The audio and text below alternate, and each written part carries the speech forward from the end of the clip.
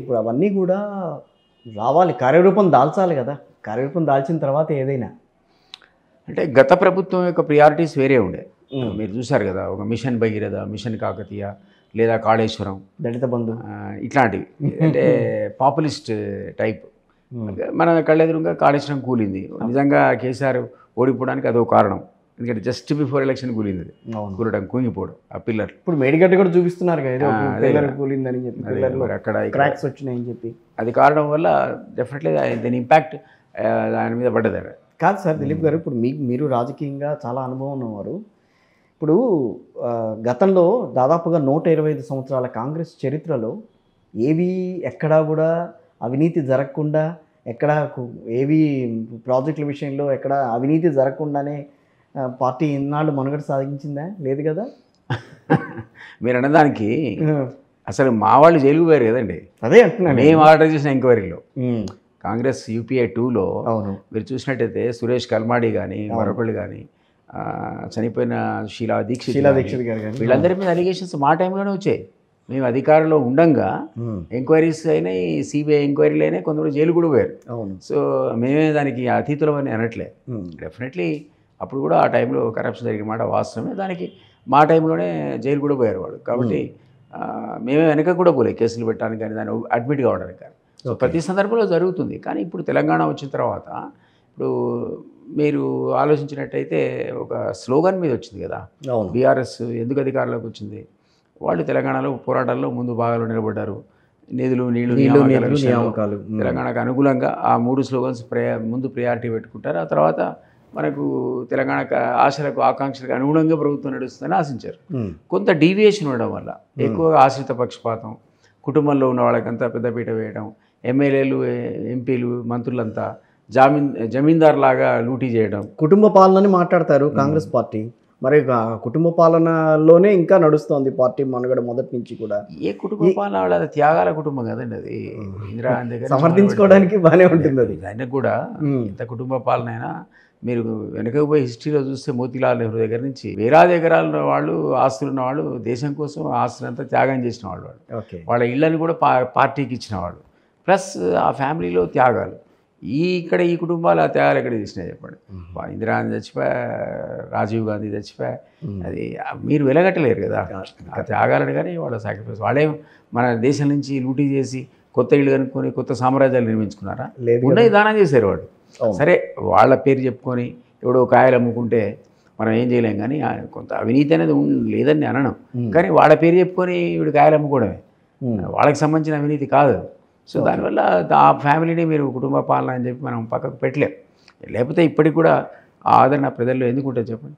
ఈ రోజు కూడా కాంగ్రెస్కి ఒక ఫిక్స్డ్ ఓటు బ్యాంక్, ఎస్సీలు కానీ, ఎస్టీలు కానీ, క్రిస్టియన్ మైనారిటీస్ కానీ, ముస్లిమ్స్ కానీ ఎందుకు ఫిక్స్డ్ చేస్తారు? ఒక ఓటు బ్యాంక్, వాళ్ళకి విశ్వాసం కాంగ్రెస్ మాకు మంచి చేస్తుందని. కానీ 19 రాష్ట్రాల్లో మొన్నటి వరకు అసలు అధికారంలో లేని పార్టీ కదా. లేరు డెఫినెట్లీ. కాదనుకున్నా మధ్యలో గ్యాప్ వచ్చింది.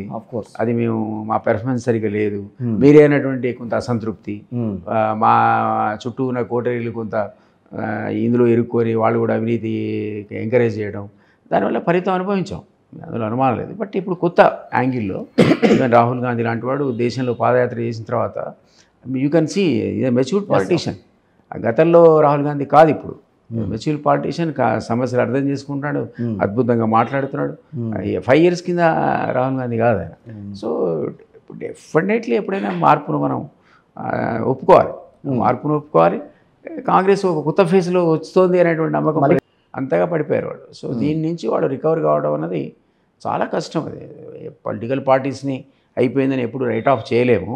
కాంగ్రెస్ పార్టీ చేసే పరిపాలన ఏదే బీఆర్ఎస్ లాంటి పార్టీలకి మళ్ళీ ఓతమిచ్చే అవకాశం లేకపోలేదు కదా. డెఫినెట్లీ ఏంటంటే మేము తప్పులు చేస్తే, మేము ఫెయిల్ అయితే అప్పుడు అవకాశం వస్తుంది. మేము కనుక సక్సెస్ అయ్యామనుకోండి, మేము ఎలక్షన్ హామీలన్నీ నెరవేర్చామనుకోండి, అప్పుడు ప్రజలు మళ్ళీసారి మమ్మల్ని ఆదరిస్తారు తప్ప వేరే పార్టీ వైపు చూడరు. వాళ్ళకి ఎట్లా 10 years అవకాశం ఇచ్చారో మాకు కూడా ఇంకో టర్మ్ ఇస్తారు. ఏదో కాస్త మంచి పనులు చేశారు, చేయని ఇంకో టర్మ్ అనుకుంటారు. అంటే as of now Congress party గురించి మనం సో ఇంత టెన్యూర్ నడిచింది కాబట్టి రేవంత్ రెడ్డి గారి పాలన గురించి చూస్తే ఓకే పర్వాలేదు అని అనిపించినా తెలంగాణ ప్రజలు ఇంకా కూడా ఆయన్ని విశ్వసించడానికి కొంచెం వెనకడుగు వేస్తున్నారేమో అని అనిపిస్తోంది. ఆయన పాలన విషయంలో కానీ, ఆయన ఇచ్చిన హామీల విషయంలో కానీ. Too early to comment. ఎందుకంటే మీకు మీరే అన్నట్టుగా హార్డ్లీ 6 months కదా పరిపాలన. అంతే కదండి. 2 నెలలేమో ఎలక్షన్స్లో పోయినాయి. నిజమైన పరిపాలన 6 నెలలు చేసాం మేము. సో అంత 6 నెలల లోపలే ఒక కంక్లూజన్కి ఓటర్ రాడు. మాకు ఇంకొక 6 నెలల్లో ఇంకో 1 year టైం ఇస్తాడు. ఆ లోపల మేము ఇచ్చినటువంటి హామీలన్నీ కూడా ఖచ్చితంగా హామీలు నెరవేర్చడం ఓ ఎత్తు అయితే, అభివృద్ధి విషయంలో హైదరాబాద్ లాంటి సిటీలో అభివృద్ధి విషయంలో ఇప్పటి వరకు ఎక్కడా కూడా అడుగులు ముందుకు పడలేదు కదా. 10,000 crores వాళ్ళు అలాట్ చేశారు. అది గతంలో ఎప్పుడు జరగలే కదా. అవును. హైదరాబాద్ సిటీ డెవలప్మెంట్కి 10,000 crores బడ్జెట్లో పొందుపరచడం అనేది మీకు ఎప్పుడు ఏ గవర్నమెంట్ చేయలే. ఫస్ట్ టైం మా గవర్నమెంట్ చేస్తుంది అది. సో అది మామూలు అమౌంట్ కాదు అది 10,000 crores అనేది. దీంట్లో మెట్రో కూడా అక్కడికి ఓల్డ్ సిటీ నుంచి ఎయిర్పోర్ట్ దాకా ఎక్స్టెన్షన్ అనే విషయం చెప్పారు.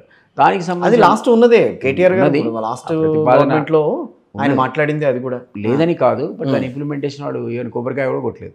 స్టార్టే గారే వర్క్. అది ఇప్పుడు మేము చేసే సంకల్పంతో ఉన్నాం కాబట్టి ఇవన్నీ డెవలప్మెంట్కి ఇండెక్స్లే. సో రేపు పొద్దున దీనికి కావాల్సిన అమౌంట్ ఎక్కడ అంటే బయట నుంచి తెచ్చుకుంటాం. ఇప్పుడు ఎక్కడి నుంచో లోన్స్ తెచ్చుకుంటాం. జపనీస్ ఎయిడ్ ఉంది, దాదాపు 60,000 కోట్ల ఎయిడ్ తీసుకునే ఆలోచనలో ఉన్నాడు సీఎం. వాళ్ళతో ఆల్రెడీ ఒక ప్రిలిమినరీ టాక్స్ అయిపోయినాయి. అది 1.5% ఇంట్రెస్ట్. గతంలో టీఆర్ఎస్ 9%, 10%, 12% వడ్డీలు తెచ్చుకుంటే ఇది 1.5% వడ్డీ. అంత లో. ఎందుకంటే government agency long term repaying దానికి పద్ధతి ఉంది. మొదటి 10 ఏళ్ళు మారటోరియం ఉంది. ఫస్ట్ 10 years మీరు రీపే చేయాల్సిన అవసరం లేదు అసలు. మారటోరియం. నెక్స్ట్ అక్కడి నుంచి స్టార్ట్ అవుతుంది 11th year నుంచి.